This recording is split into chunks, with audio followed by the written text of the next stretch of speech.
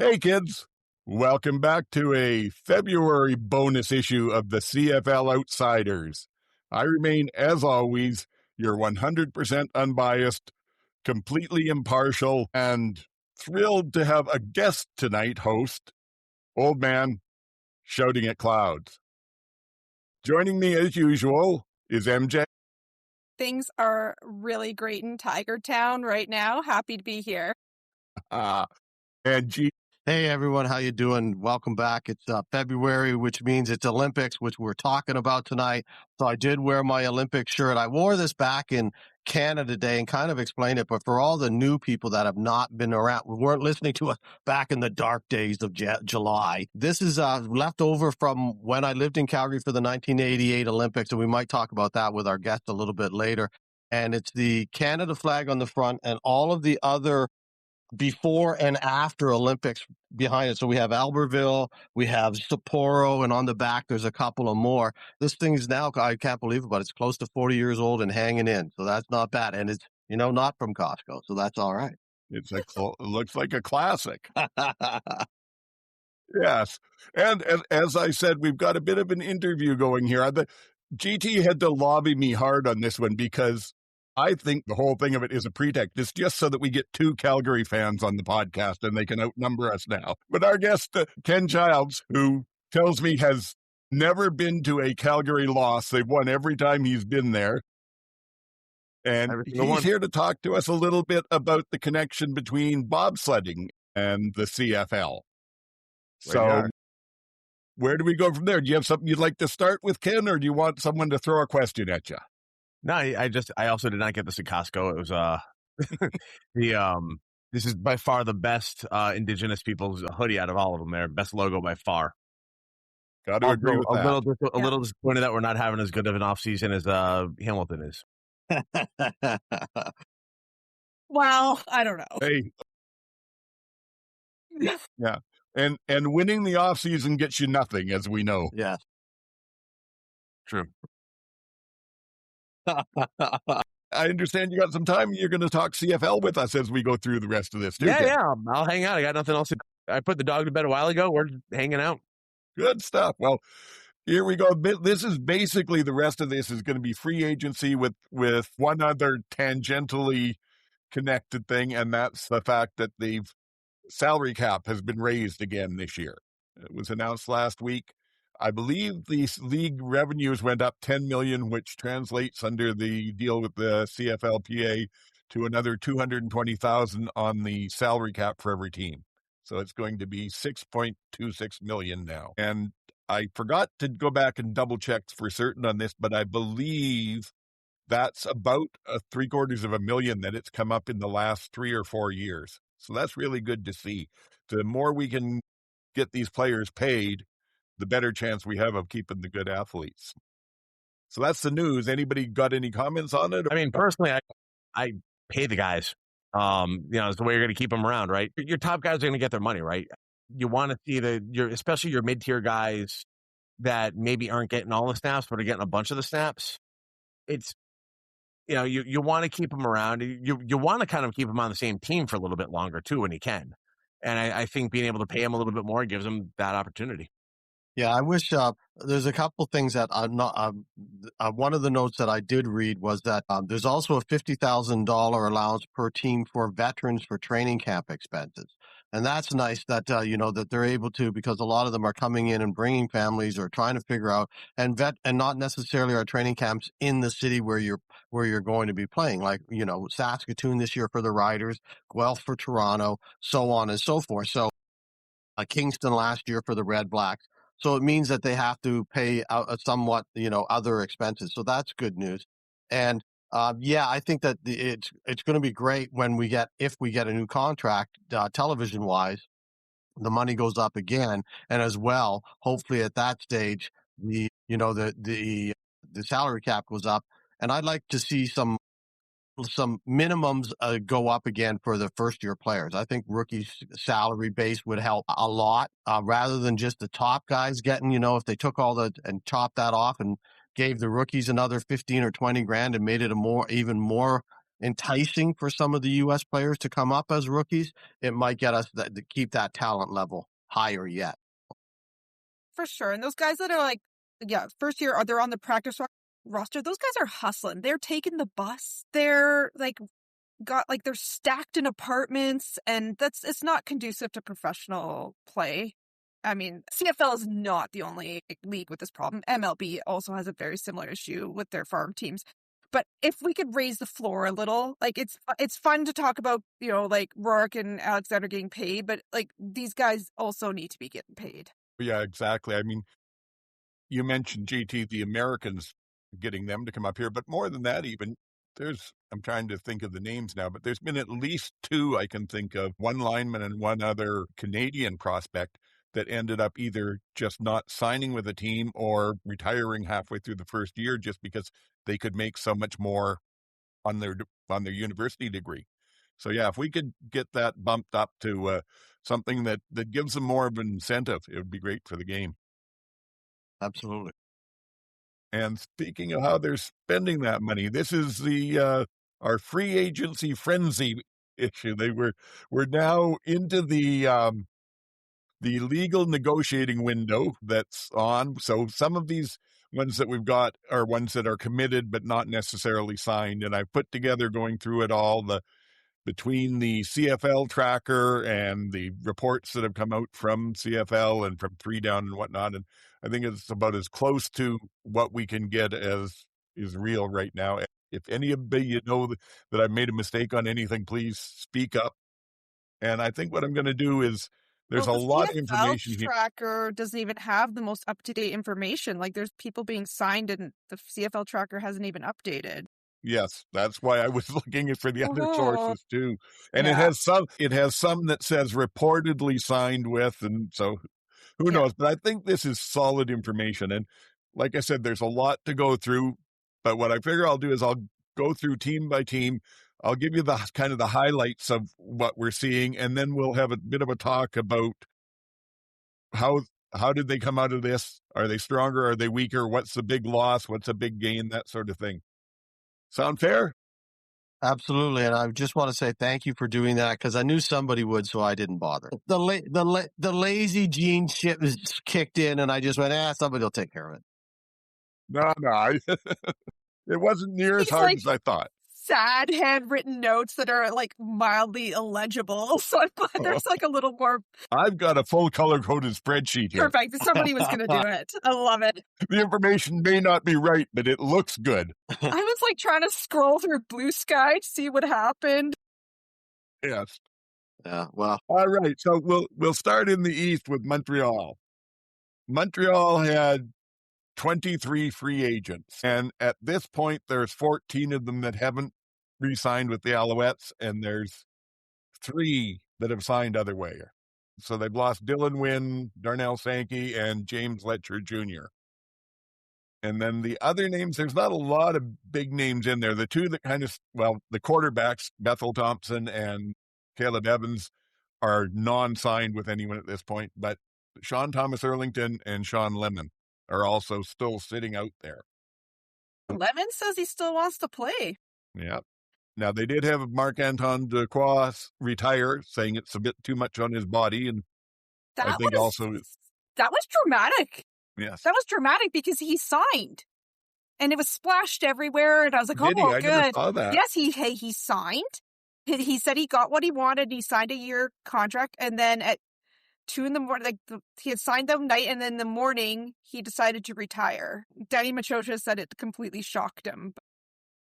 I can see that. Well, I can see being, you're so focused on, am I getting the money I want and everything, and that's what you're looking at, and then you finally get it, and you go to bed and wake up the next morning, and your body's still aching from last season. Yeah, because maybe not. He's been quite injured lately, so he's a pretty big celebrity in Quebec. And so I'm sure he's not hurting for work. It's not like being big in Japan. Is that just a thing where you're big in Quebec and that's yes. Yeah. Oh yeah. Yeah. Oh yes. Absolutely love it. Yeah. Yeah. They have their whole own television culture and everything there. I understand he's been doing some of the reality shows and that. Yeah. Mind you, he was a player that played full out, and good looking at it safety, you can wear yourself out in a hurry. Yeah. So that's where they're at. Their re-signings, again, I'm not going to run through them all, but some of the more notable ones, they, of course, re-signed Tyson Philpott, Pierre-Olivier Lesage on the line. And it surprised me. I think we talked about it on the last when we did the one in January, that they re-signed Alexander Hollins, but haven't re-signed Rambo. So there's that. And then who they've actually signed. Out of the free agency, they've only assigned 3 players. From Ottawa, they picked up Devontae Dedmon as the returner. They've got Dustin Crum as the backup quarterback. And from Winnipeg, they picked up the slot receiver, Jareth Stearns. So what do you think? I don't know what they're doing. I was very surprised by Stearns because I didn't think he had a great year in Winnipeg last year. I didn't think he lived up to expectations. And I also thought you let Austin Mack walk and then you sign Jared Stern. You sign like you've got Rambo not signed and then you sign Jared Stearns. Like to me, it doesn't make much sense in their receiving core. Like I understand they paid a lot of money for Philpott, but they must have budgeted that in. They must have known. And like I was just surprised at that signing. That one just didn't struck me as really that's just weird. Just weird. There's a wild rumor that because of what the money Dequoy was going to get, they couldn't afford Mac, and I don't think it's true. Yeah, no. Mac was on a 4-year. So Mac was on a 4-year contract, and he got released after 2. And actually, he went onto Instagram to say how upset he was because he had moved his entire family to Montreal, and he was committed to playing there, and they were there all year round. And he's like, and now I'm been cut. And I just, like, CFL's business, capital B, but there's people and there's families involved too. And that broke my heart that day listening to him, like reading him. Like, oh, anyway, I hope he's going to have a good time in Edmonton. Yeah. And actually this shows how hard it is to get all this information together. I just realized I completely missed that one. He wasn't on the CFL tracker. No, yeah, they released him because he had a bonus due. Yeah, right. That would explain it. Yeah, I am sick of the CFL teams releasing players right before bonuses being due. It's becoming a trend, and it makes you look cheap. It's not becoming a trend. Yeah, exactly. I was going to say, if you're just noticing it, unfortunately, it's been there for years and years and years. Is it really? Why are players still long-standing tradition? Why are players having this as a part of their contract then, if you know that they're just going to cut you loose? Well, you're assuming, I guess, that you're going to do well enough they want to keep you. But yes. Yeah, and like I said, I forgot about the Mac one, which is big. Stearns, I don't know either, but it does occur to me, Moz was his OC in Saskatchewan when he broke into the league. So maybe Moz sees something there he likes. Maybe. I think going back to your point, MJ, the reason players sign and as the old man said is they're betting on themselves that the contract's going to pay off. In football, in both sides of the border, less so in south of the border, from what I understand, because there's more guaranteed contracts now than there used to be. But certainly in the CFL, every contract's a bet on yourself because you can get cut at at any moment. So you're betting on yourself every day you go out there. So when I look at this, I kind of figure maybe their most significant loss when I look across it all is maybe Letcher as their return guy. And they've let him go and brought Dedmon in. Is that, do you figure, an upgrade or straight across? How do you see it? I think both of them might be past their prime, so I think it's probably a trade-off more than anything. Kind of a wash. Yeah. I was surprised when I saw Dedmon get signed there because I posted. I said I thought Montreal just had found their new guy last year. Didn't they find somebody else at the end of the year out of nowhere that was all of a sudden? And it wasn't Letcher. It was somebody else. I thought that they found. Well, they put the running back Thies in Tice for a while. Tice was also returning kicks, but I thought. But I don't think that's who it was. It was somebody. You're right. It was somebody else. Yeah, and so I thought. So I was surprised, and then when then I saw Letcher sign somewhere, I went, okay, so maybe that's the trade off, and you still need somebody in camp for a competition, I guess. See, I figure personally, Dedmon is probably one of the top 2 in the league right now when he stays healthy. But he's had so much trouble staying on the field the last couple of years. But that's a big if. I mean, if you know, you run the gamut there, you pay a guy, and you're worried you're going to get what out of the 18 games? How many do you actually get out of him? That's gonna hurt your signing every time. Yeah. Exactly. I said, just to follow up on what Ken was saying there, the old saying, right? Your best ability is availability. Yeah. So yes. But How I got he here is right very good at pressing up close to the blockers on the returns, and he's got the burst if the hole opens.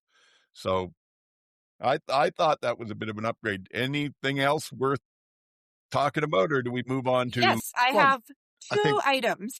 Sure. I have one Okay. at least, if you're not covering it. Go Good. ahead. Okay, well, I guarantee you're not going to do one, but we'll see. They announced today that AC is going to take over play calling from Jason. So he's going to be legit offensive coordinator now. Okay. Interesting. I didn't realize that. I knew he hit the title. I didn't realize Moss was still calling plays. Yes. Well, I also thought AC was calling the plays, but no, apparently it's been Jason this whole time. And AJ Gass is I think he's doing linebacker coach there. He was with the U of A Golden Bears coaching over there. So, and then most importantly, you guys, McLeod Bethel Thompson and Jeremiah Mazzoli are running a football camp in California together. Wow. So maybe this is their new little business. What's it called? What's it called? 2 old guys rather than what? All right, so stand it. All right, so I need you to stand out here about 15 yards out. We're going to show you how to throw a 40-yard pass to a 20-yard open receiver. Just Here's how you throw to the sideline. Here's how you try to run a boot, but so, you're too slow. It's just interesting that they're both free agents and they've both been on Instagram pressing this camp hard. Okay. So, yeah. Okay. Actually, I thought what you were going to talk about was the other signing that they made, which was, I think, pretty important considering we just talked about Thompson, was Dustin Crum as the backup, signing him as the backup. And it's interesting. I read a bunch of stuff saying, oh, well, he's the perfect quarterback because he's the same style as Davis Alexander. And I'm like, I don't see those guys the same at all. I don't see them as the same type of quarterback, but he's played enough, and you see him, and he's going to be your second. He's going to be good enough to get you through a few games that they didn't have last year. It solves the rest of that carousel that they went through last year when they didn't have Alexander, and he's going to be good. You're good at short yardage, so it solves a lot of their problems. So I think that's a really good signing by Montreal. I do see kind of what they're saying about him matching Alexander's style in that Alexander will use his legs and get out of trouble when he wants to, but they're certainly not the same quarterback by any means, because Alexander's accuracy this year when he was playing was amazing, and that's where Crum still just doesn't seem to have it. Do you think they're going to cut Caleb Evans loose and just use Crum for short yardage? Well, they haven't re-signed him at this point, so I'm pretty sure that Crum may be their short yardage guy, and then is he the number 2, or do they have someone else they're going to use in there? Well, they didn't. I think they went through enough of those guys last year that. Who else is there? Shea Patterson. Yeah, who else is on their free agent list? Shea Patterson was their short yardage guy, and he wasn't bad, other than the one that they needed.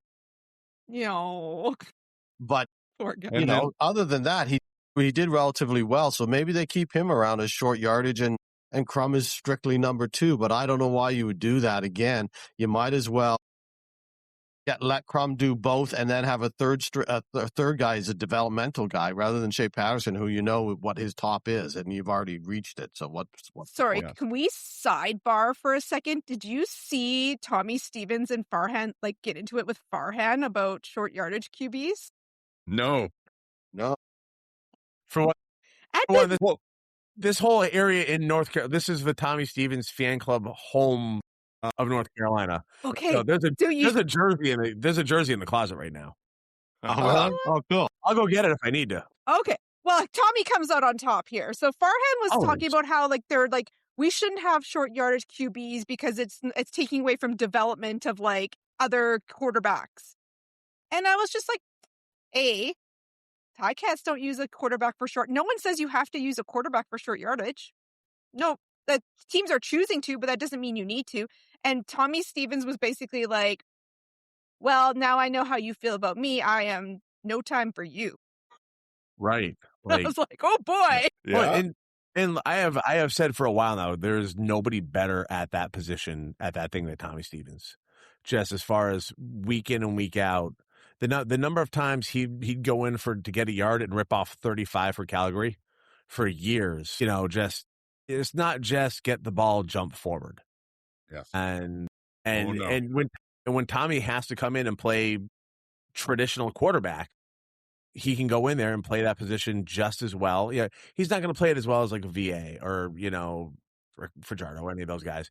But he's a very decent quarterback that can get you out of a pinch if you need him in there.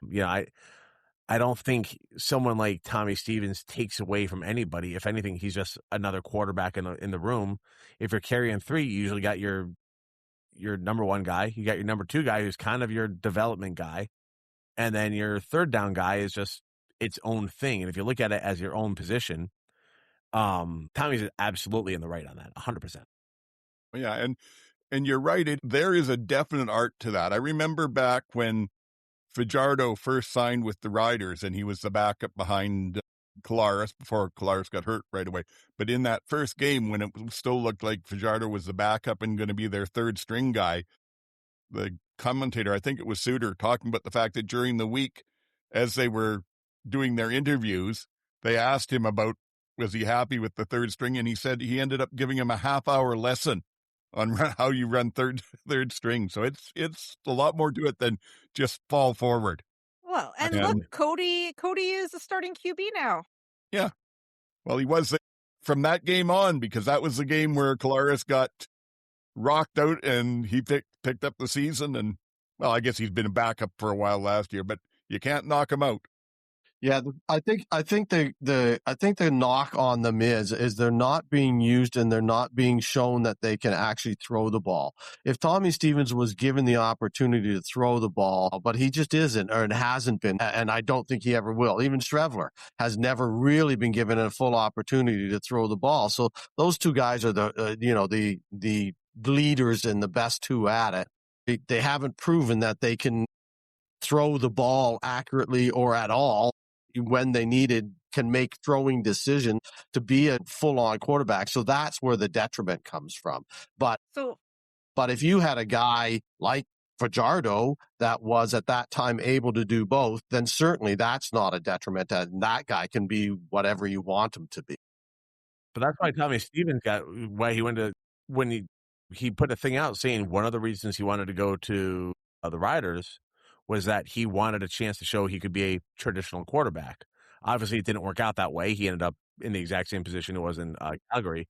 But when he had put something online, when he chose to leave the Stampeders, he's like, I want a chance to show I can do more than just this one thing. And, the times he, especially preseason and stuff like that, he was a very decent quarterback given the few reps he's been able to show. But you're right. He's one of those guys. It's definitely a thing though, because the number of times I've seen him rip off what needed to be a yard turned into 25 yards. Yeah, or 70 against the Riders, which I remember, of course. And these guys are just going to become more of an elite position because of the way they're changing the rules. They're trying to make these coaches gamble more. So if you're going to gamble more, you're going to need more short yardage specialists. Yes. And again, you can't make it's up to coaches. You want to be mad? Don't be mad at the short yardage QB. Be mad at the head coach and the OC that are making quarterbacks do short yardage. Right. But the other side of it, though, is you can do, as you pointed out, MJ, what Hamilton last year did for a while in BC, where they put a running back in and let them do the short yardage. The advantage of having someone like a Stevens or a Strebler who has actually played quarterback is it keeps the sneak play or the trick play in play. There's always a chance he can drop back and they try and pop somebody down the sidelines. You're not going to try that with a David Mackey or. You don't enjoy Litre getting stood up 5 times in a row against the Argos in the goal line? Like, come on. Yeah, but that was just Come on. Yeah, They're going to have to teach Leach to throw. I thought Leach was pretty darn good at the short yardage. Yeah, they're going to have to teach him maybe to throw. There's no surprising you're not going to surprise anyone with him doing anything other than. Yes. Anyway, sorry, this was a very long sidebar, but we got into this is what happens. and just to say, and you mentioned Shea Patterson, he hasn't been re-signed either. No, they haven't signed anyone. I can't remember the name of the rookie they had who played a couple of games last year. Can anyone think of that? What's that guy? Is he still under contract? I have to look. Yeah, he's not on the free agent list, so I'd have to see. They have three quarterbacks on the free agent list, and he is not one of them. Yeah, so I think their quarterback room at this point is him, Alexander, and Crum. Yeah, that's fine. Alexander's rehabbing that hammy properly, then they should have no problem. One would hope so. Okay, I'm moving on because we're only one team and we got more to do. to the Ottawa Roughriders. Yeah, old-time Roughriders, Ottawa. I'm just going from east to west. Ottawa had the most, I believe.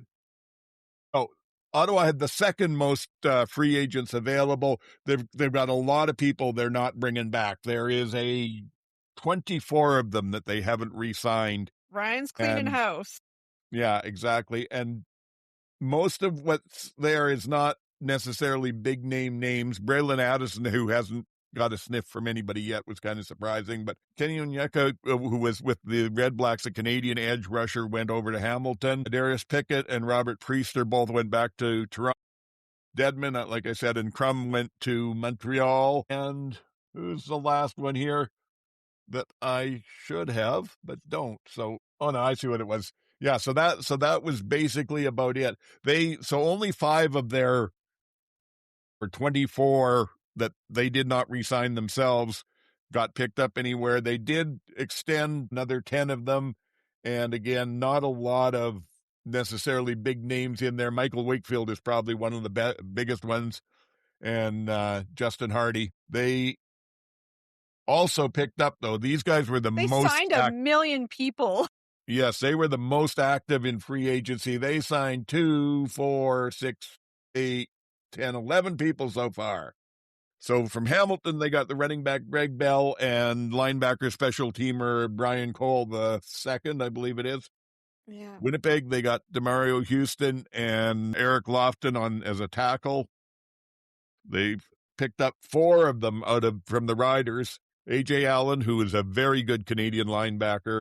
Habakkuk Baldonado, who is a concern to me that he's gone. He's a world player that did very well as an edge rusher for the Riders. C.J. Rivas was the either Sam or safety, and he's gone over. And they've picked up Jake Mayer as their backup.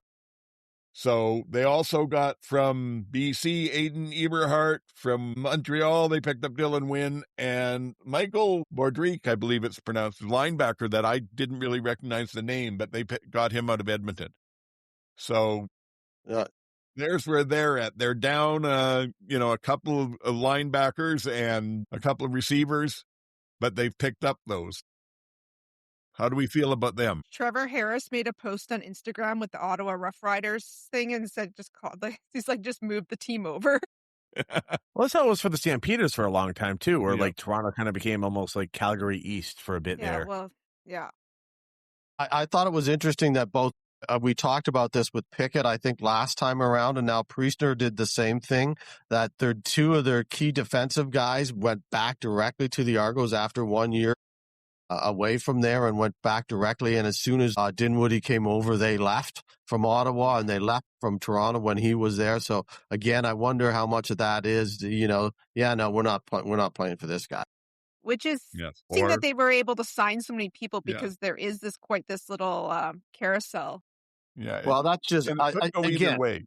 Yeah, again, it's money, right? And a lot of these guys are chasing the paycheck, and good on them, and they deserve the bag if they can get it, 100%. But as a lot of them find out, the grass isn't always greener, and they will end up next year. And especially in these kind of situations where there's these wholesale changes, that the next year, like the team decides, yeah, no, we made those changes. We're going to make more. Check out the Elks again. They did it again this year. And, that's happened. And so I wouldn't be surprised if a lot of these are 1-year deals or even 2-year deals with that, bonus to be paid in the off season. There are a lot, like maybe 4 of these dozen guys won't be there next year. I'm really surprised they signed Jake Mayer. You what? But I didn't think Ryan would be interested in him, I guess, is what I was thinking. There's nobody else out there that could have stepped in and was your guaranteed starter. That if you don't think Brown, or if you're kind of like, okay, is Brown going to be the guy or not? We don't know. So we need somebody that can step in immediately. If 3 games in or 6 games in, like Edmonton decided last year, he's not the guy. We need somebody that can step in, just like Edmonton did last year. That's what Jake Mayer's going to do. He's going to get you through this year, if nothing else, and then you can make your decisions from there. Do you think they're going to re-sign Tyree? They haven't at this point, which Yeah. is a shame. I always thought he should have gotten a better I feel bad shot for at it. him. Yeah. But The only thing I'm mad about, the only person I am upset about is that DeMario Houston got signed. So he reportedly signed with BC first, and honestly, this is my conspiracy theory, but I think Nathan Rourke threw a fit. I think he threw a fit, and they rescinded it, and he went over to Ottawa because Ryan clearly has no problem with guys like that. definitely. Yes. Well, Anyway, it's- that's my little soapbox. That was gross. Everything else, good job, Ottawa. I'm hoping you're doing great this year. I like some of what they've done. Their defense should definitely be better with some of the players that they brought in. And Mayer, like you said, JT, yeah, he's as seasoned a backup as you're going to get. Plus, I think it was last week.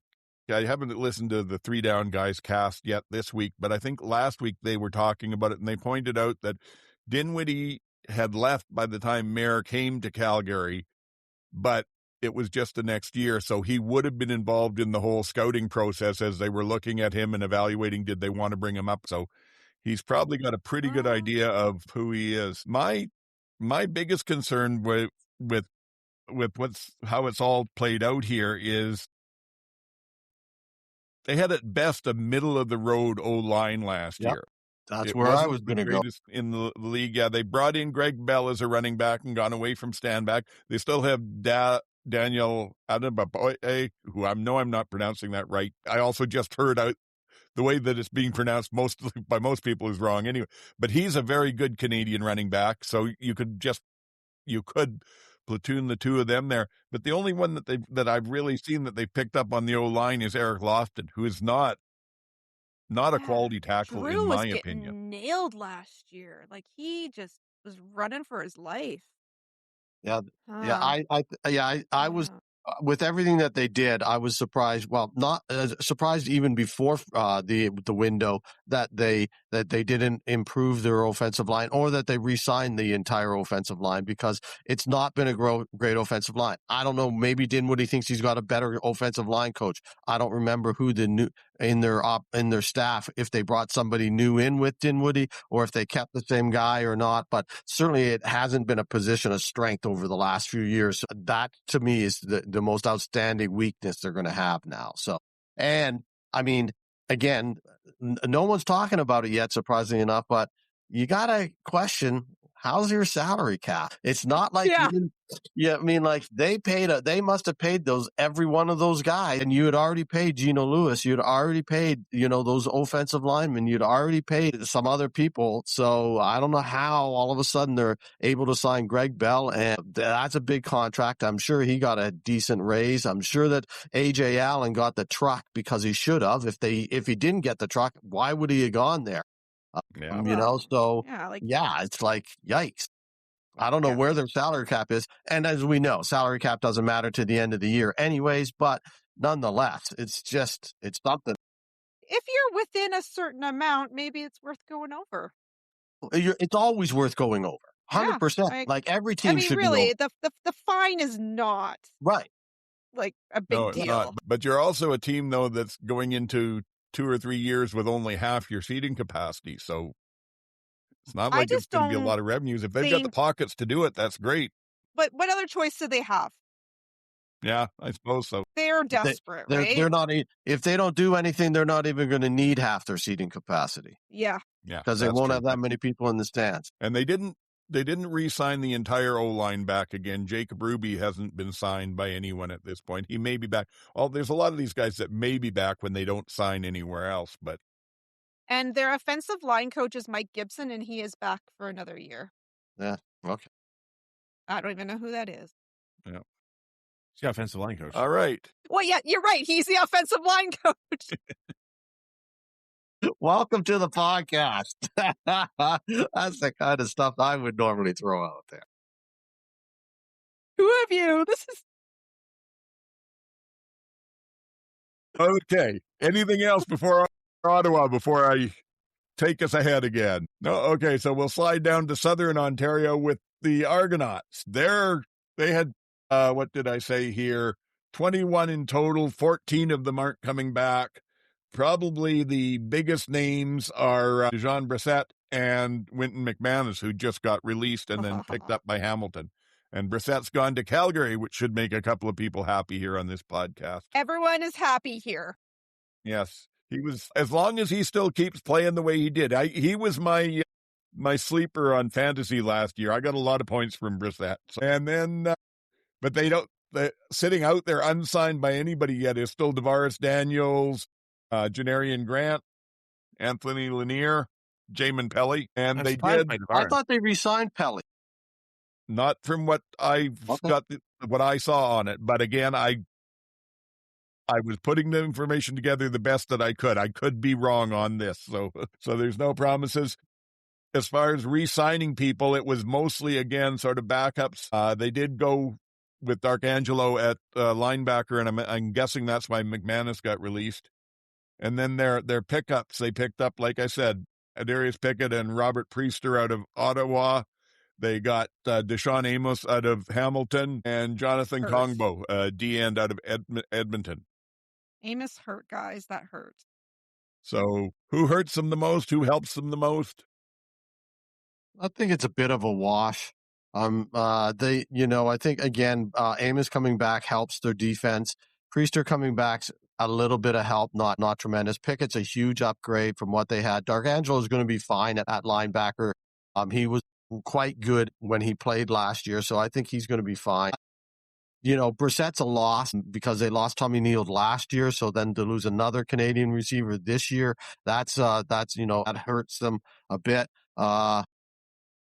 Yeah, I think it's a bit of a wash there in Toronto. I'm surprised Tavares Daniels hasn't been signed anywhere or even really discussed for them. I mean, he's older, but he can still catch.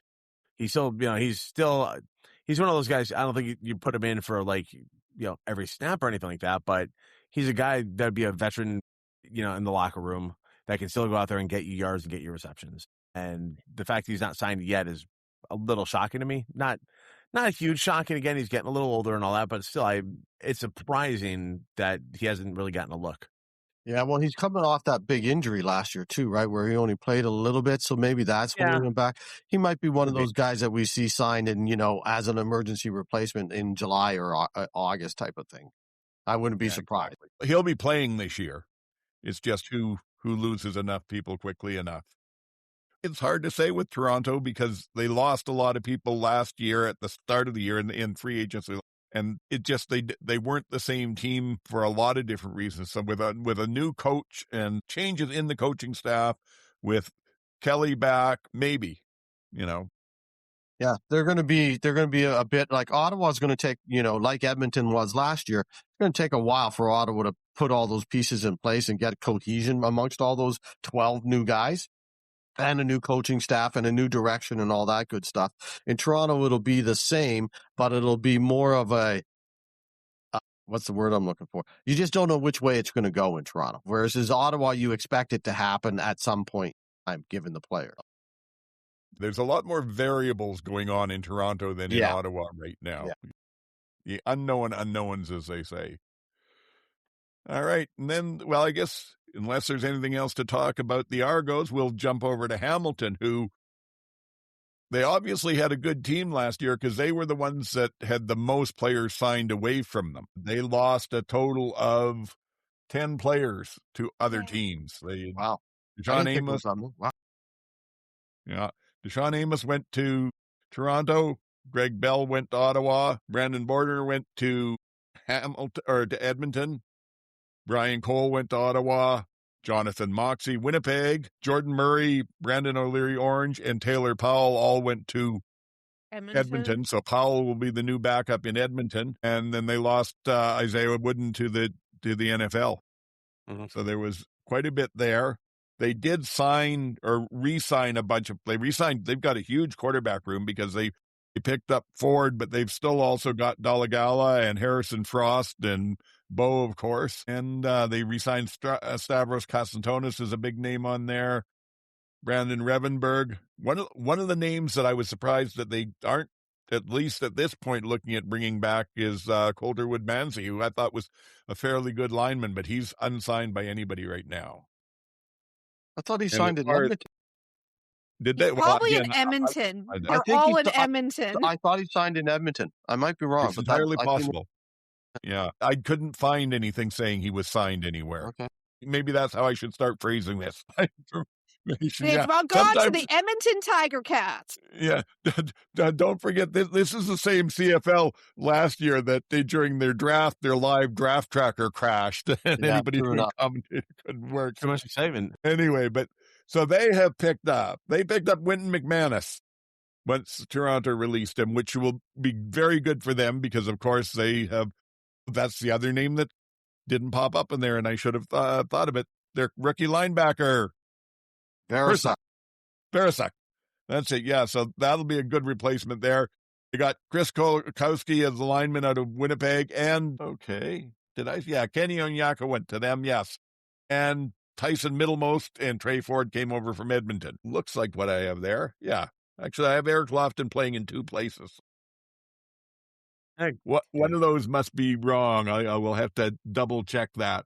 It doesn't matter that the Ticats can't field a team right now because they have Trey Ford and Wynton McManus and everything is fine. Yeah. Wynton McManus, the day they released the Argos, it was, I think, the day that Argos, the CFL on Instagram, they posted that Wynton McManus released. And as soon as they did that, Jamal Peters, come over to Hamilton. Stavros Kasantonis, oh, hey, just keep going up. And then a couple of the coaches and a couple other players are all posting hey, Wynton. And then, just a little while later, he's signed in Hamilton. So yeah, they're all very excited. The nice thing about that is you probably don't have to move your home. Oh, exactly. Commute. Just commute. It's fine. Just hit the QETW. You're going to hit your new town. And then it's Trey Day, guys. I thought he was going to Calgary. I was sure of it. I thought he was going to Calgary. So did I. We all thought. Felt like the ideal place for him. I mean, behind VA, who's a similar style quarterback. I don't like to use the phrase running quarterback because that makes you feel more like Navy's football team where they run the ball and the quarterback happens to throw it once in a while. But a more mobile guy that's going to get himself out of situations, that's all Trey Ford's been able to do in Edmonton is run away from his horrific offensive line and anytime he's been in there. And so it felt like being able to be behind VA for a season, see, kind of get the feel for all that, and then be able to fill in when VA inevitably forgets to slide and dives head first and is out for 3 games. It would have been a perfect spot for him. But if Bo calls, you answer Bo's call. Calgary wasn't even a team that talked to him, though. He said it was Vancouver, Vancouver, BC, Montreal, and Hamilton.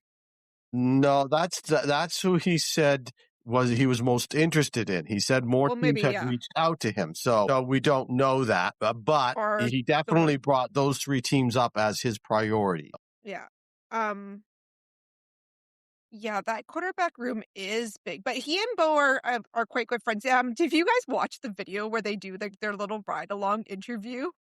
It's like when they kind of first met, and it's the most awkward video ever. And it's the best. It's so amazing. They're both like awkwardly like being fed these questions they ask each other, and it's like so stilted. And anyway, it's hilarious. They've been reposting it since.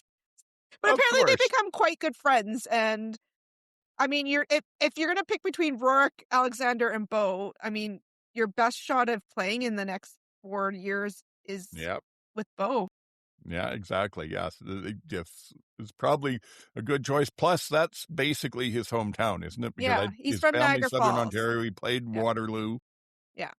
He said his wife, like, I mean, his wife's family's also from around there. So I think for family wise, again, this isn't just business, right? This is family. And sometimes that is a big decision as well. And then he can, just run his. And they can all have Thanksgiving dinner. Yeah. Yeah. You're going to be treated well, but you're not going to win a Except Grey for Cup. It's Tyrell, who will fine. be stuck out in Edmonton. Yeah, poor Tyrell. Maybe they'll Sorry, have to try Tyrell. and wrangle a Thanksgiving game in Hamilton for Yeah. the Elk. But I honestly, I really hope that he is gonna have a good time in Hamilton. Every Ticat fan I talk to is really excited about this, and every Elks fan I've talked to is really upset about this. And they are all upset about how he was treated in Edmonton and are really sad he's gone. I But was gonna happy say, for him. were they more upset that they weren't going to get to watch him sit on the bench inexplicably for a long time and then get put out in a really bad situation? I mean, that was coming from someone who is not an Elks fan. It was very enjoyable watching them just screw with this poor guy for years and not know what to do with what was clearly their better quarterback. Like, they had a young dude who maybe wasn't quite as polished, but the upside is way up here. And like, yeah, we're just going to take whoever we happen to find and throw them in front and not really give them the reps and not really, like, they took what was otherwise, they killed 3 years from that, or 2 or 3 years. Yeah. Yeah, absolutely ruined it. Well, they went into his rookie season starting Taylor Cornelius ahead of him. Then they brought in McLeod Bethel Thompson and started him ahead of him. It's just, someday I'd love to hear the real story about what all happened there, because there's so many rumors about sort of him and the team and all the rest of it. The 3 down guys were trying to get him to spill some tea about Chris Jones, and he was being very diplomatic. Yeah. If McLeod Bethel Thompson's ever your answer, you're asking a really bad question. Yes, that is true, as Montreal found out this last year going back there. But hey, we've got good news sort of on the Keaton Brugling front, because Brendan O'Leary Orange, who was ahead of him on the depth chart for Canadian receivers, is now gone off to Edmonton.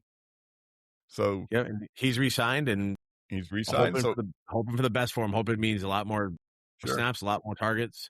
I mean, he was perfect down the season. From what I've been told, from what I've heard about him, it's hard to tell always on the TV, as it were, but I understand he's extremely good special teamer. So he's contributing that way anyway. And if he can start getting more on the offense, so much the better. Well, O'Leary Orange is another guy who probably should have got more thrown his way, and he didn't. So then he might have an opportunity to kind of do well. But I know it seems like the receiving core in Hamilton is decimated, but they have Keandre Smith still. They have Kenny Lawler. So I think they're probably going to try and re-sign Shamar Bridges. That hasn't happened yet, but I can see that happening. So it's not complete wash there. And then Bo is very excited. He posted about this. He's very excited that Quinton Barrow was re-signed on the O-line. So he's really excited about him. Things aren't a complete disaster. They just kind of feel like it, with a little flash of McMahon, of like 2 big signings that are kind of overshadowing like some things that need to be filled in. I like that both social media is very much like fanboying the guys that are signing. Like, he's just like, yeah, we signed so and so. I'm like, man, that's nice. Like, he's a team guy. Yeah. Well, talking O'Leary Orange, I say he had 2. He didn't get a lot of time and a lot of targets last year. I say he had 2 touchdowns. The official record says he has 1, but I figure he should get credit for that one that Robert Carter Jr. took away from him in BC, because just for the fact that he has to have receiver, he could have done any better. And he has to watch it all the time. Constant replay of him getting picked. Yes. And it's beautiful as he's looking back. It's like, where did it go? No. Poor Brett. Oh, well. Anything more for Hamilton? MJ, you're the expert here for the Tiger Cat. Anything before we go on? That the fandom, despite what other people say about Tim White, we are happy he's out of town. Yes, well, we'll go drop passes somewhere else, sir. Speaking of which, we're going on to Winnipeg. Winnipeg. To his new home. Yes. Yeah, they interesting stuff going on in Winnipeg. They had what did I have here for numbers? 32 free agents, and they aren't bringing back 14 of them.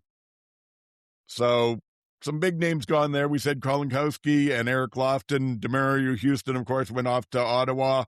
Stearns went to Montreal. James Vaughters went to Saskatchewan. We'll talk about that more with the Riders. But other than that, Dalton Schoen, they haven't re-signed, and Carrick Wheatwall, so a couple of receivers. They did re-sign extend the second most players of any team. They had 17 of them, so I won't run through them all, but they're basically the gist of their team. They've got a lot of backups there, a lot of special teamers, and then they're bringing back some of the old guys. They brought back Stanley Bryant and Willie Jefferson for one more try. They brought their punter back, and they have picked up Jonathan Moxey and Tim White from Hamilton, so that's either side of the passing game. Tommy Neild, who I really hated to see the Riders lose. I think he'll do well there. They brought Jake Seresne in for the D-line from Edmonton, and Jarrell Broxton from BC. Now, I'm sure Broxton played left tackle. So can he switch? Do you switch him? Does Bryant move over to right tackle now? Because that's where they've struggled since Hardrick left. Yeah, they'll flip one of them for sure. I was surprised. Just to me, it seemed a little out of the ordinary, at least in the last few years, for Winnipeg to be this active. Maybe, I don't know. It just seemed to me that they haven't been this active for quite a while. They, considering it's the year after a home Grey Cup, it's a little surprising that they decided to go for it. But I thought most of the moves they made were pretty good moves. And I thought they improved in a lot of areas they needed to improve in. So I think they did okay. I think they're going to be, not necessarily the force again at the top, but they're still going to be in the hunt. It'll probably come down to, again, is can Zach play and how well can he play? They were fourth place this year, but they had some really terrible games, but they had some not bad ones too. They still have the core of stuff there. I didn't mention Jake Thomas retired from the D-line. Seresna will definitely be an upgrade there, but other than that, they're still coming back with a lot of people who are fairly long in the tooth. I'd like to see what the average age is. I expect they may be the oldest team on average in the CFL right now. Yeah, probably. I joked I just want to know if they do know that Tommy Condell is the OC, right? When they signed, yes. You were aware. Yes, I'm very much aware and very happy, I got to say, but all those players, you knew Tommy was the OC when you signed. Yes, exactly. Mr. Oliveira. Yeah, I'm wondering if he's going to use Tim White like he tried to use Brendan Banks. I have a feeling he is, because he worked with White when he was in Hamilton.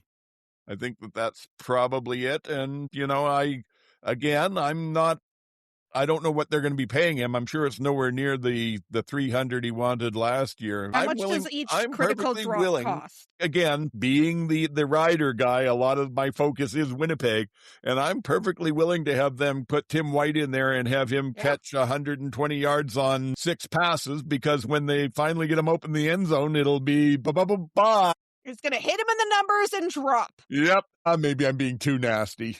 No, he did say, apparently, in his press conference in Winnipeg, he did say that he knows he's been struggling with catching the ball and he's been working on it and feels like he improved somewhat last year and will keep working on it. So last year was an improvement? No. Dear. Yeah. Oh, no.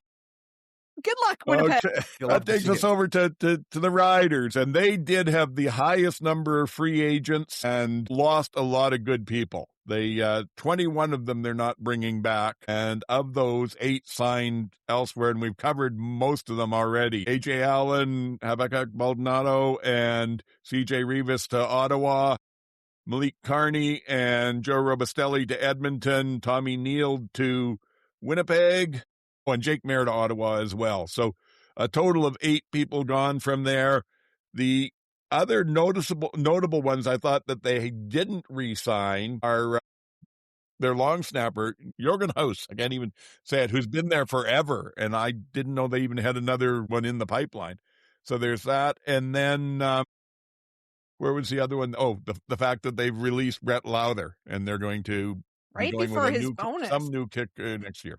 And of course, they lost Dante Myers to the NFL. Of their, what was it here, 45 free agents, they did extend and bring back 27 of them. So it's going to be largely the same sort of team that we saw last year, with some of those exceptions that are out there. And they've been very quiet. They had the second least signings at all. They brought in James Letcher in as a returner, and Mario Alford isn't signed anywhere.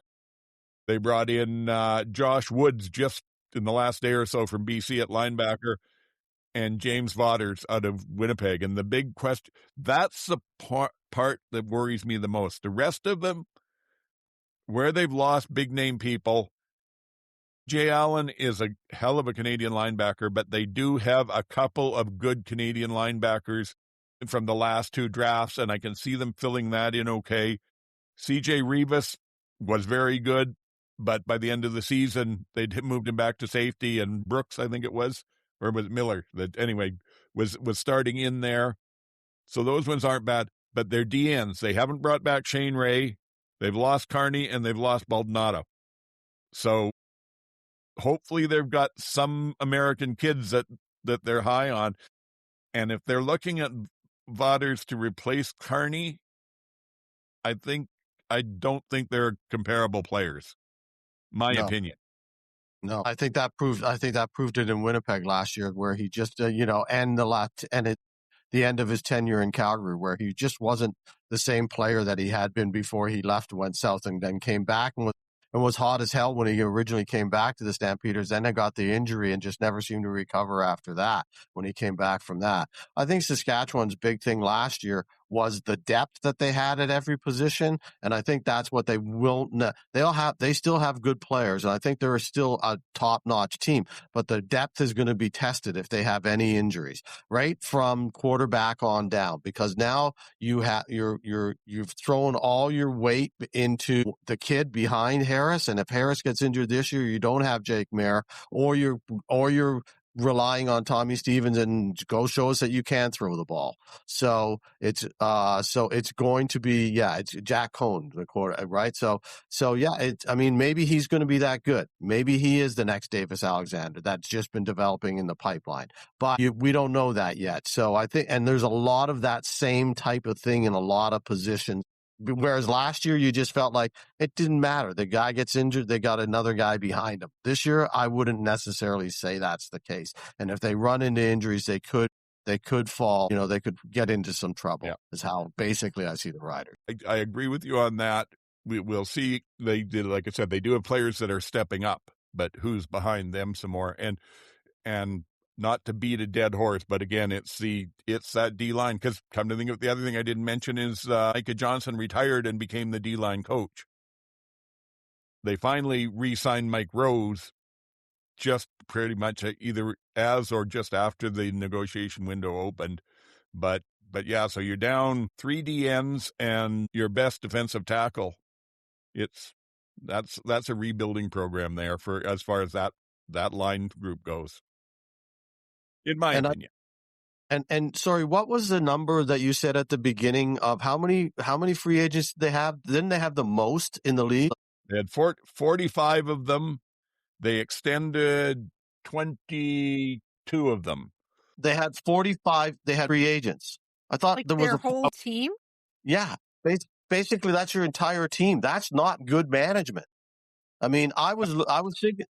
I was thinking about this, and I'm not sure how I would, but there's got to be a better way. If the CFL wants to cure this, they've got to have this whole turnover of players players always are going to move in every league, but you've got to be able to stagger your contracts, sign guys to 1 year now, and then another guy to 2 years and another guy to 3 years, so that, you're starting to don't allow these players to get into year on year, and then don't cut them on a bonus or figure it out somehow.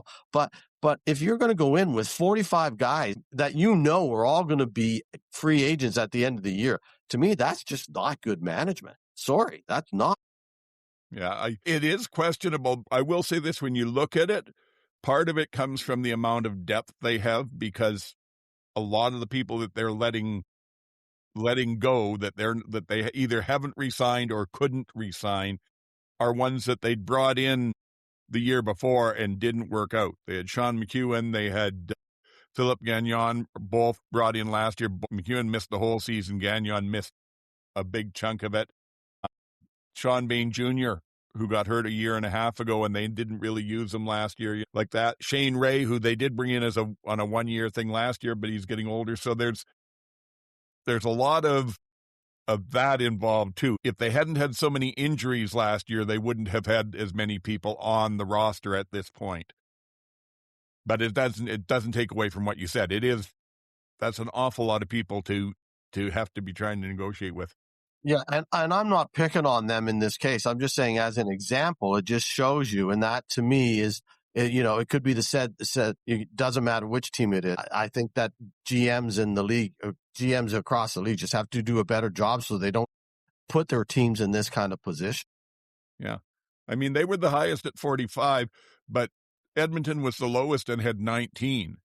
And the rest were all somewhere in between there, mostly in the 30s, actually. So there's a lot. Yeah, it's something the league has to figure out a way to keep people on teams longer and let the fanship develop that relationship with them. I agree completely. Yeah, I guess the only other thing, just looking at the list here, the only other one of it all that I hope that they're looking at who they've still got left, that they do re-sign, is Trayvon Tate, because he was a good depth piece on the O-line last year.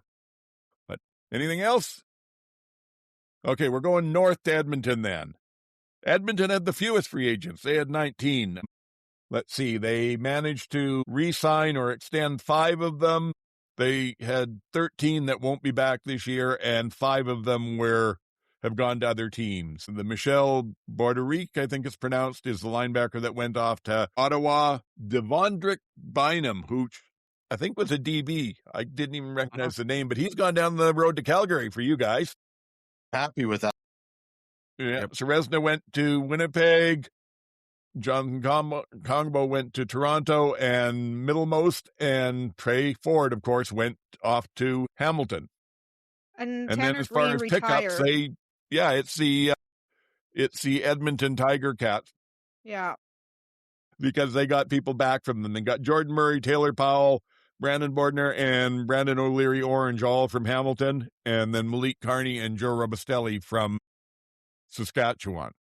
The Taylor Powell was actually pretty surprising. So clearly Scott and co don't think he's the guy. So interesting that he went over to Edmonton. So we'll see. Because I don't even think didn't even take a snap last year. I think he got in late in the mop up for 2 or 3 minutes in a game. Yeah.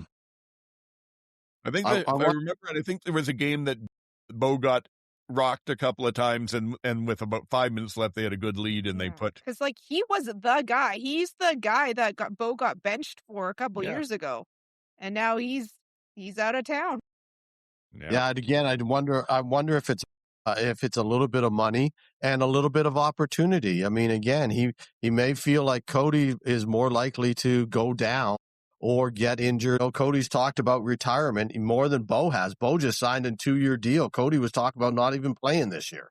So maybe he's gonna play forever. Yeah. Bo's gonna, he is.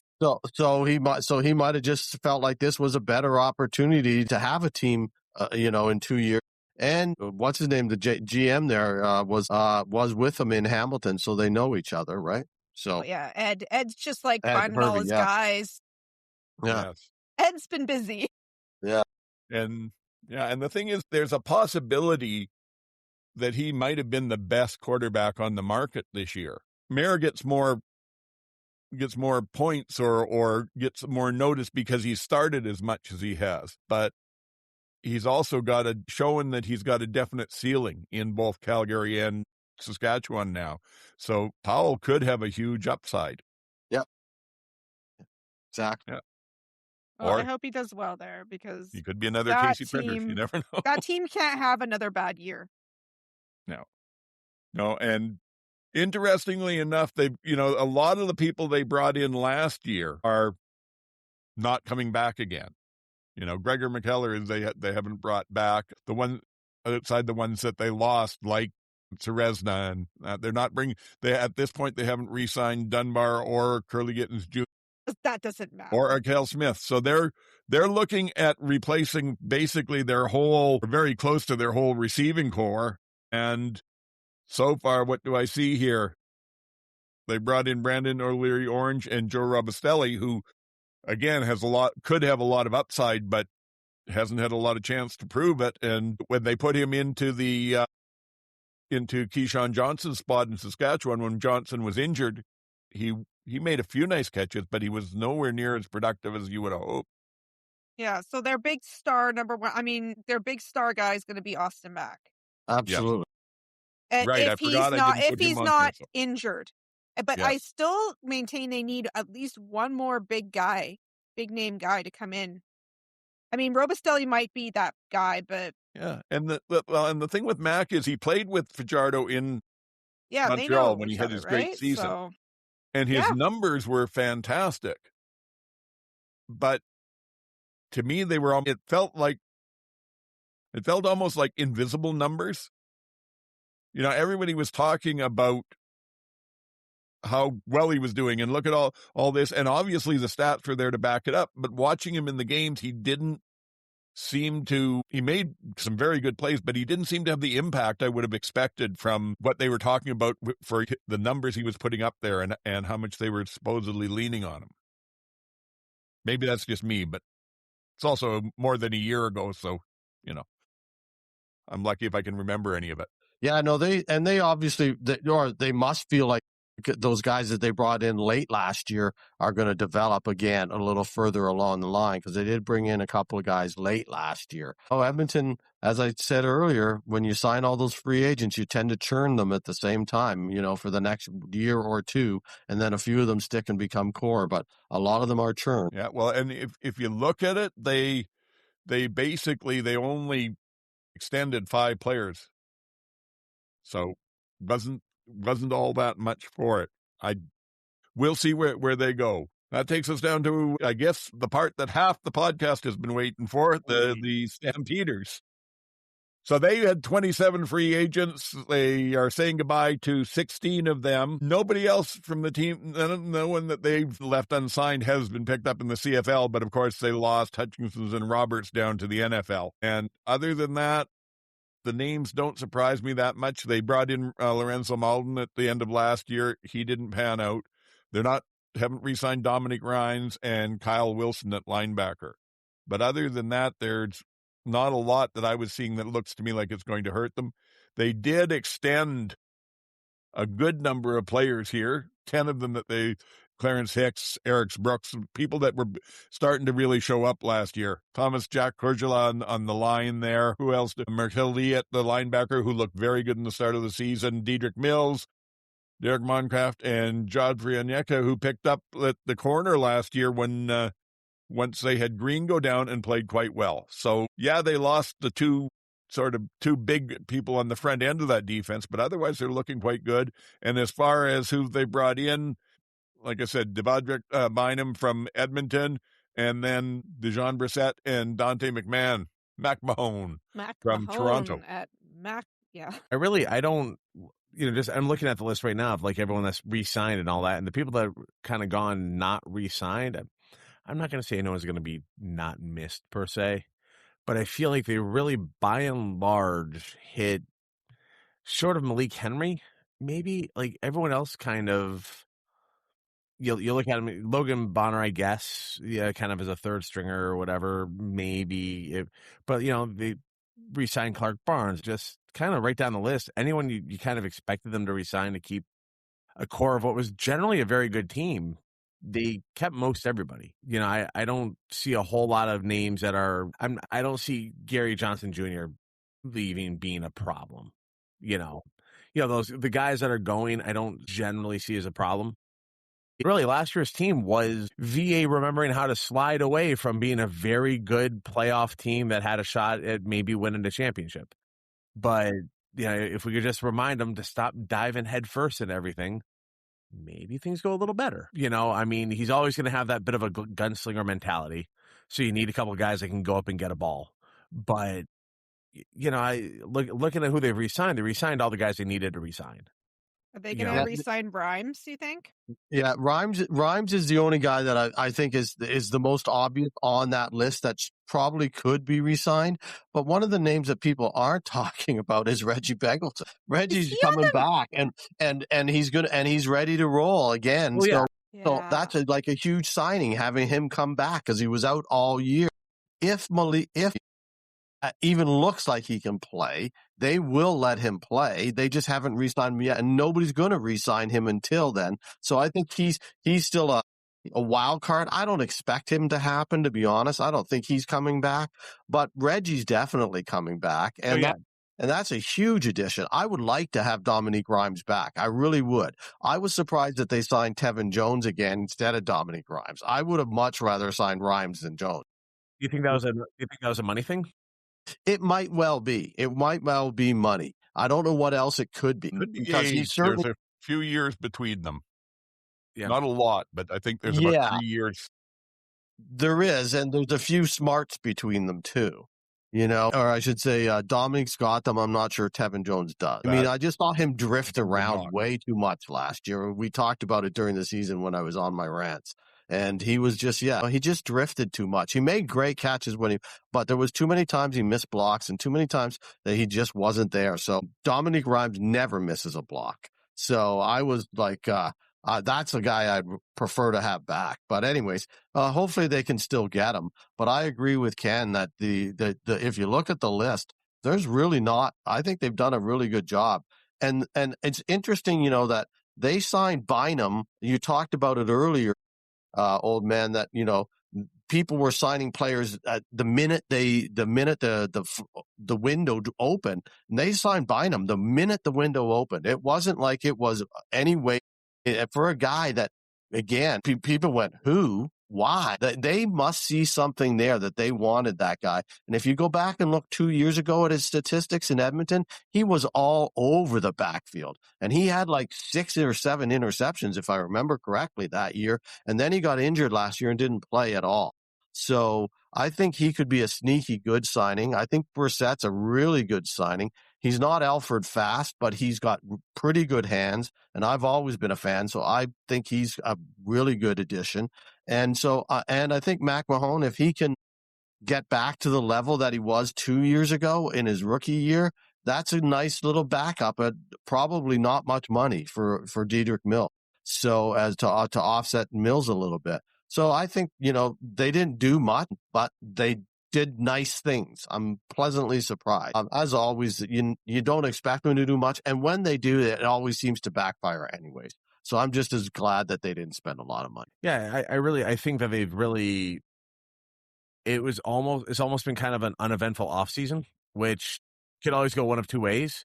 But when you've just, your offseason's been spent mostly just re-signing dudes that were good for your team last year, it's not going to look terribly exciting, right? Like, you re-signed so-and-so. All right, cool. You got the guy back. But, like, you don't need a lot of big splashes if you had a good team. And by and large, the core that they had last year is still going to be there. And I think you look at the games Vernon didn't play, and those were really bad. And you look at the games where he got injured, very bad.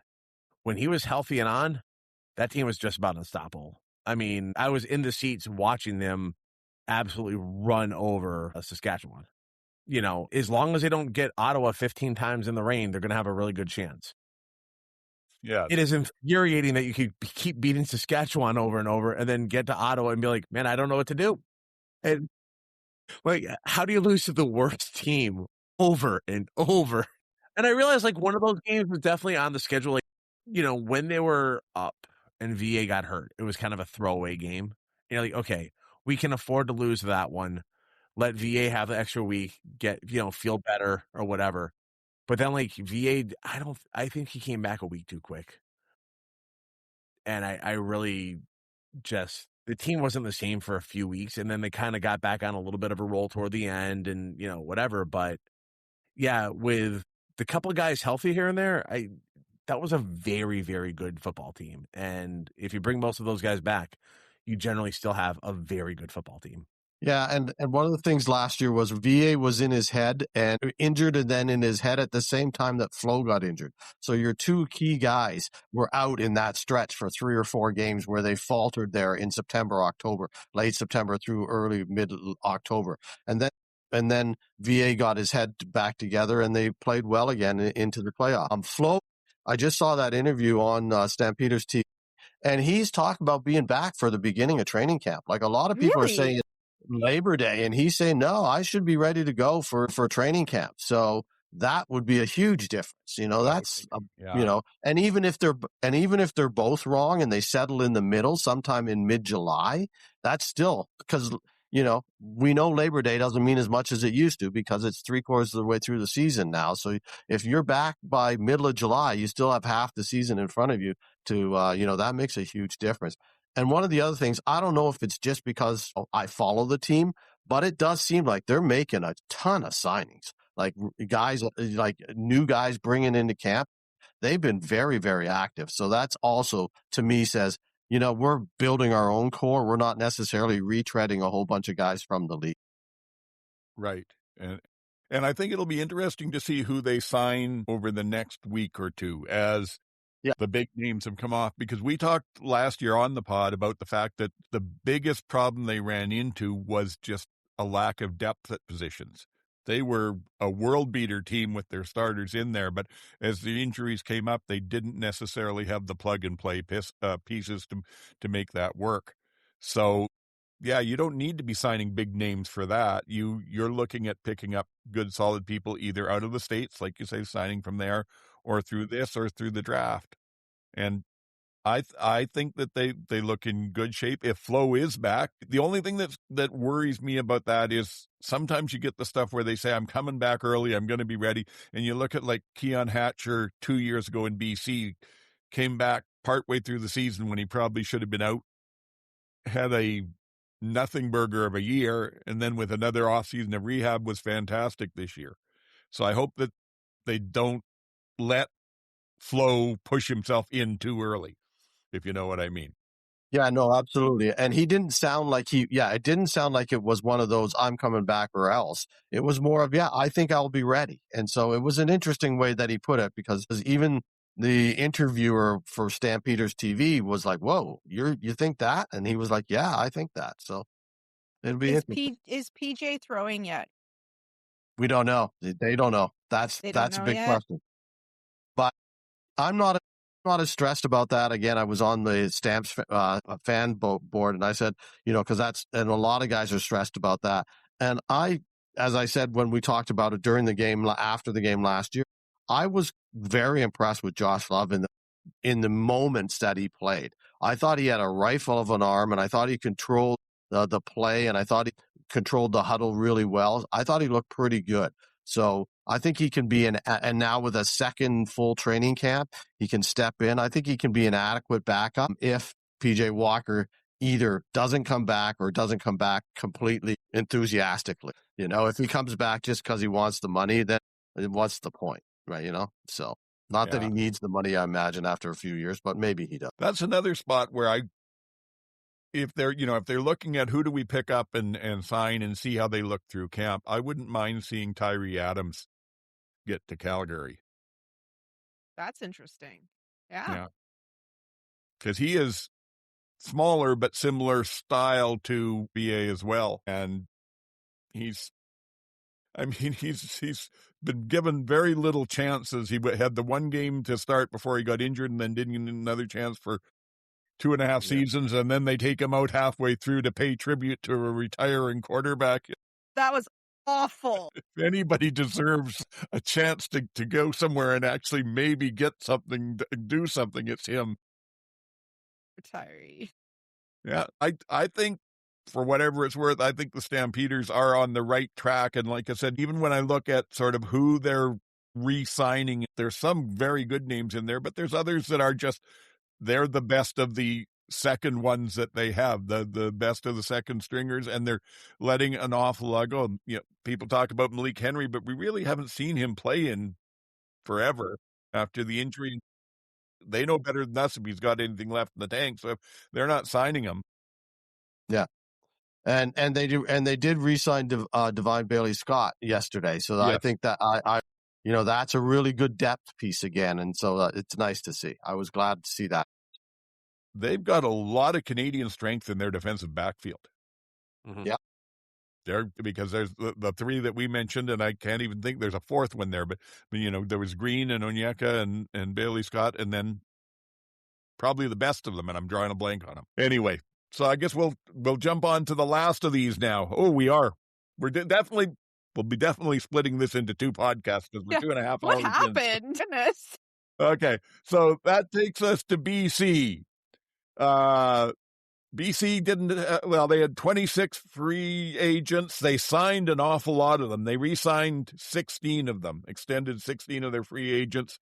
So that left them with 10 that they didn't take. 4 of them went somewhere else. Robert Carter went to the NFL. Josh Woods to Saskatchewan. Broxton and Eberhardt went to Winnipeg. And then other than that, they're Adam Auclair, Jalen Edwards-Cooper, David Foucault, Jeremiah Masoli. They're names that you'd recognize, but they're not going to be hurt that much by it. And like I said, What? they signed extended 16 guys. No! If not having Masoli is a huge blow. Sorry. He's been running his football camp. He's ready to go.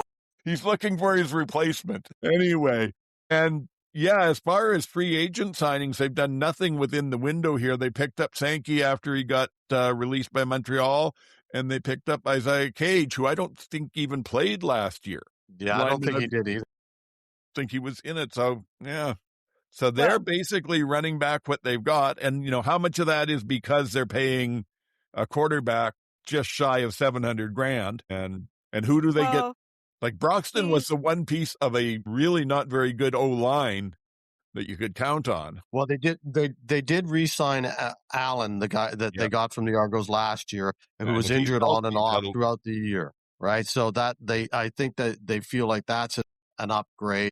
You can also say though, if they were within the cap last year, they had the same contract for Nathan, so they should be within the cap this year, and they were one play away from going to the Grey Cups. They don't need overhauls. Lots of teams need overhauls. Some teams need tweaks, and they need tweaks. And they can, as you said earlier, they can get those on the secondary market now. Well, now that the major kerfuffling is over.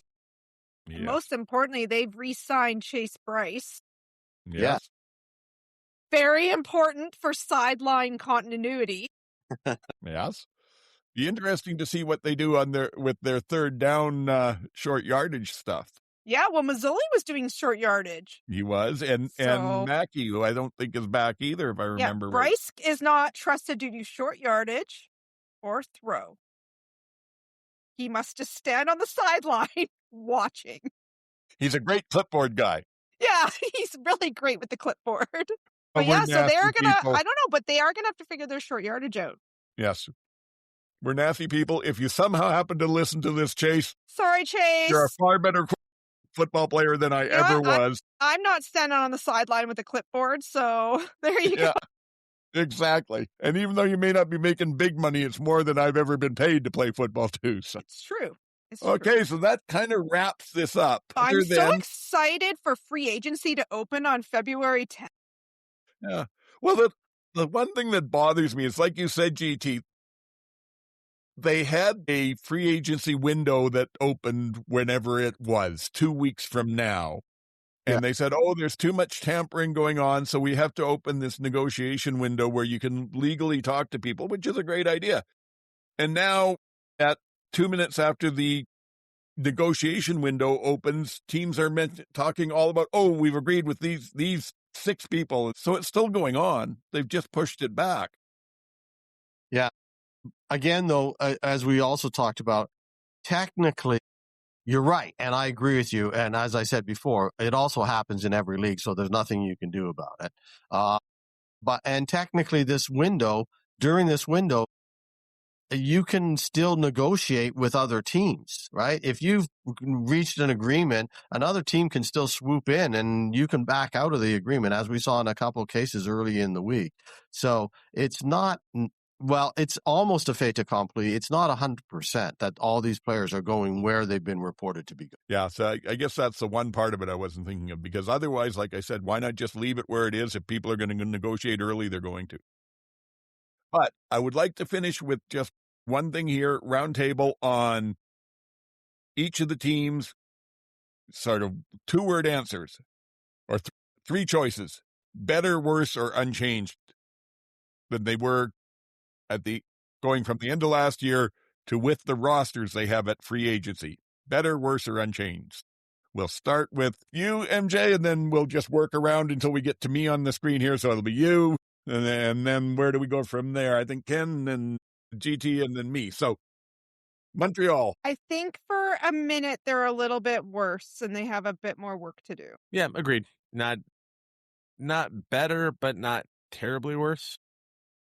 I would say to me, it's almost status quo.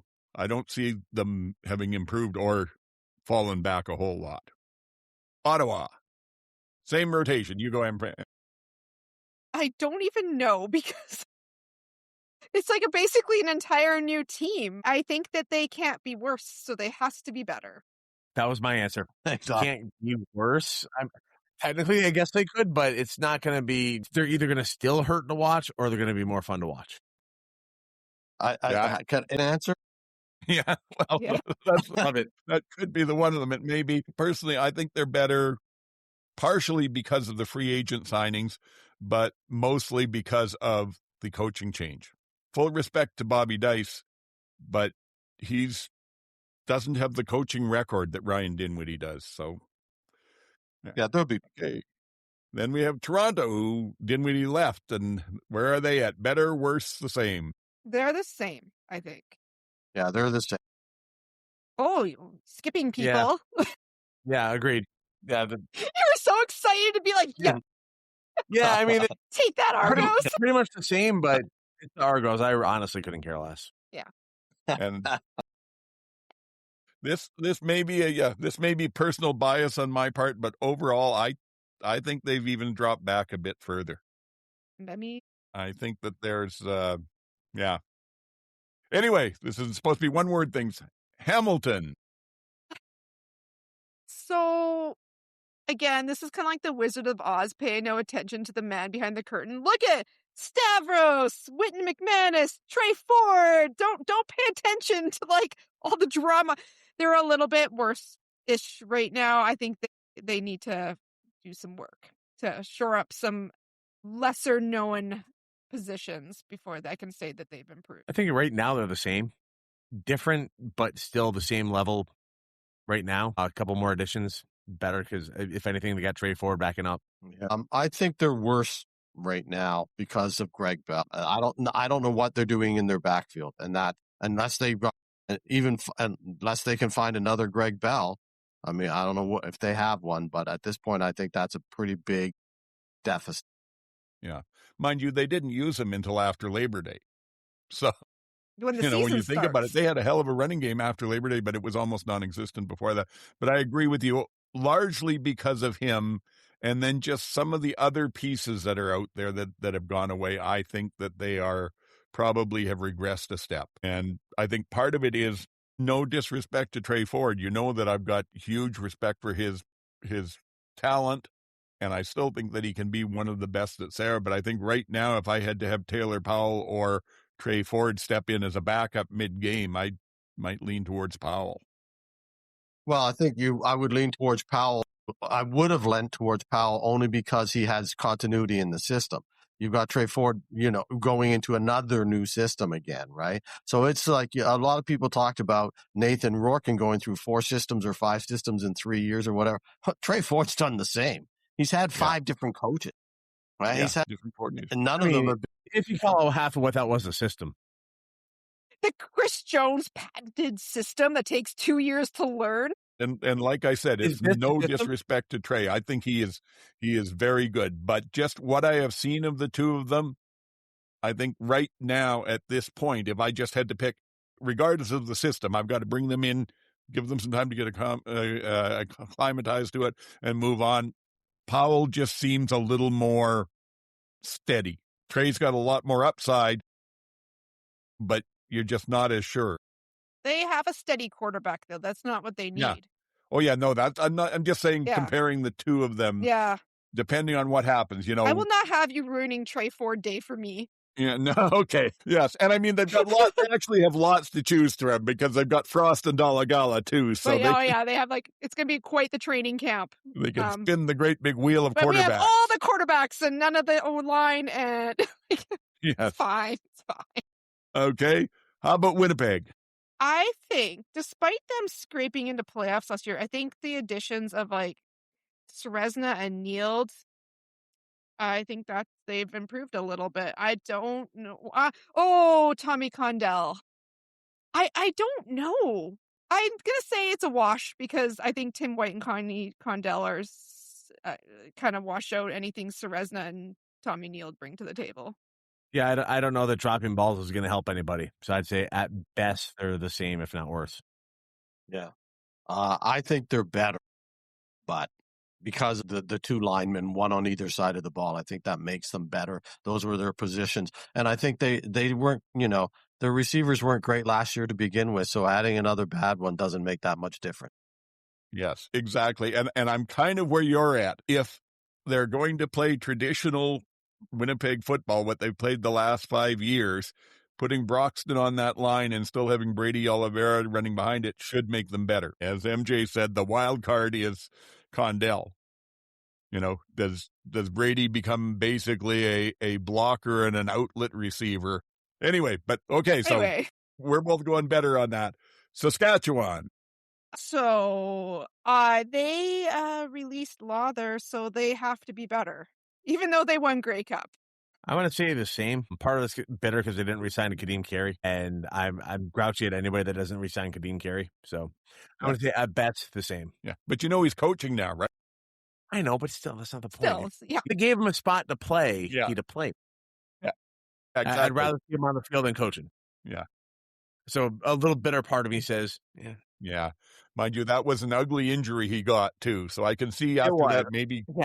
I do, but you still want to see him on the field, And he obviously had a good relationship with the folks in Toronto because that's where he's gone back to coach. So. Anyway, GT. I would say so too. I am still got big concerns about that D line. I think the rest of it is probably a wash with maybe some loss of depth, but the D line scares me.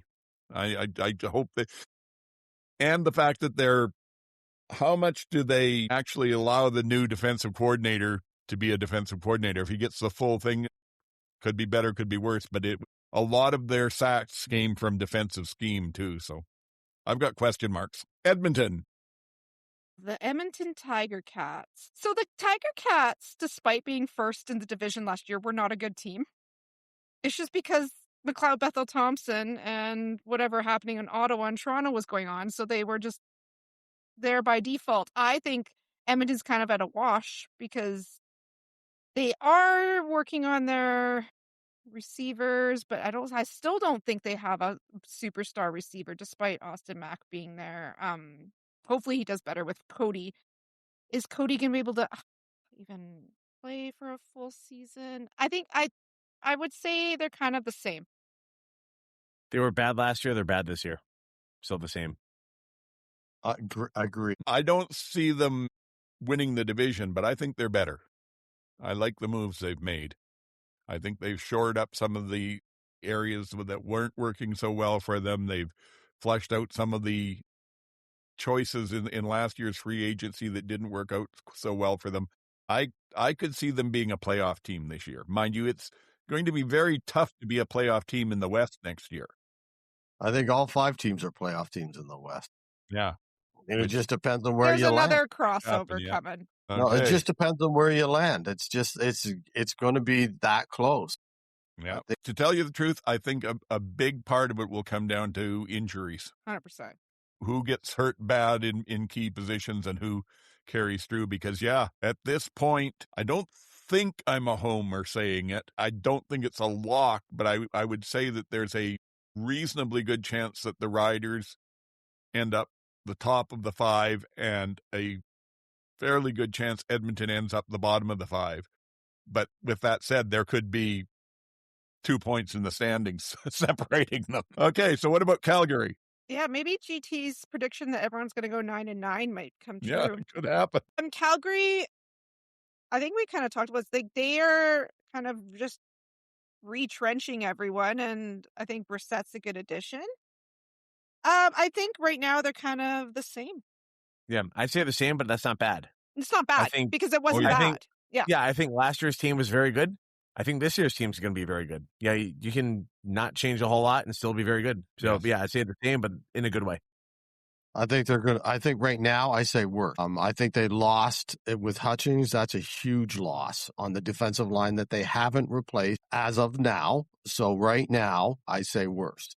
I say, Jacob Roberts is a huge loss and they haven't replaced right now. So I say worst.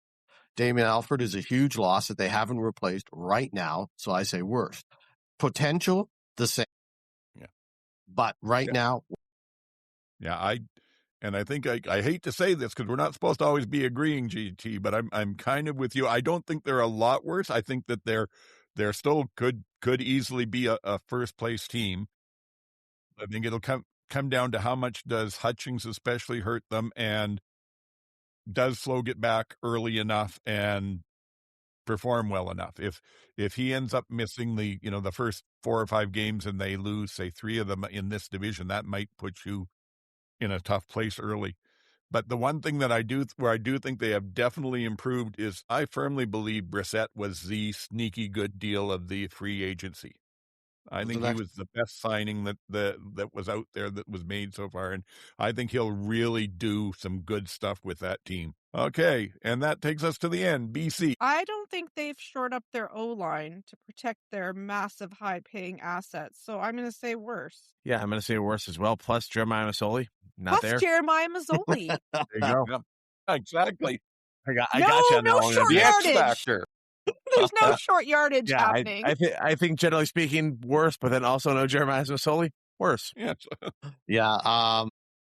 I'd say worse as well because of Broxton leaving. Yeah. Yes, So- I agree with that. I do. And the other one that's going to hurt them is Carter going down to the NFL.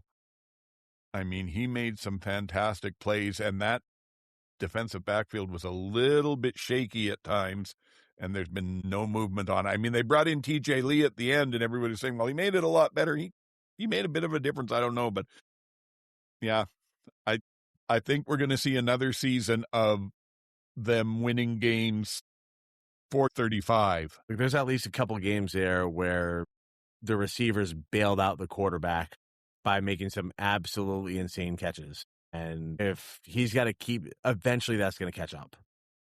You can't go on forever. There's a couple of those games. There was a big scramble, kind of a semi Hail Mary-ish 30-yard pass that a dude caught with one hand. I'm like, man, you can't live like that forever. Yeah.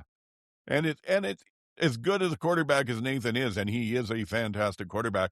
It can get wearing knowing you're carrying the team every week. All right. So what we normally do now is we basically we're pretty much done. So we say our goodbyes and any last thoughts. And then if there's anywhere that you do any social media that you want people to be able to follow you and get even more of the wisdom that's been flowing forth tonight. So MJ, you go first. Well, first of all, I just want to say, thank you to Ken for coming. This has been Thanks for having me. such a treat, and I'm so excited for Olympics. I also want to say that it's Black History Month, and The CFL teams have put together really good social media videos. There's lots of players posting about it. Watch a video, read an article, read a book by a Black author, buy something from a Black creator. And then you can find me tweeting. No, I'm not tweeting. What am I doing on Blue Sky? I am just I call skeeting them about. biscuits. Posted. I'm just posting away about heated rivalry and Olympics and CFL free agency over there. You can find me at Sports and Plants. I'm posting free agency frenzy on Instagram and the dead zone that is Threads, I guess. All righty. How about you, Ken? At thekenchilds.com on Blue Sky, at thekenchilds pretty much everywhere else. There was somebody else had Ken Childs when I first got on Twitter. So like that was a Ken Childs. I am the Ken Childs. So that's how that happened. So at thekenchilds.com on Blue Sky is where I post most of my stuff. It's where I post all of my live stuff for bobsled, skeleton, and luge. That will start Saturday, 11 a.m. Eastern time is when the first runs of men's luge kick off. But all winter long, every season, we got 3 years and 50 weeks where there's not the Olympics. And during those times, we still have slide and sport stuff happening. Even during the off season, I'll have probably a dozen athlete interviews going on during that time as well. I will also start randomly posting about Stampeders games and other CFL games as they're happening, just because it's what I do. Yeah, and then slideandonice.com is the website where I have all my stories, it's where all the interviews will go and all that. I link to that pretty much everywhere I can. So yeah, at thekenchilds.com on Blue Skies where you can find me the most. Good. Thank you very much. And echo what MJ said. Thank you for joining us and letting us know all about this stuff. It's fantastic to find out. I'm also right at the end here. I'm going to put you on the spot. You said that the men are a long shot, but the women might be able to medal. So yes or no, are Canadian women on the podium this Olympics? I think you're going to get one. Good stuff. I like it. You heard it here first, folks. Okay, GT, how about you? I've got nothing to finish it off. It is a great time to be alive with sports. Everything's going on. You know, our league just changed every player, it seemed like, over the course of the last 4 days. And then I was following all of that. And then the NBA happened. And I was like, I'm overwhelmed.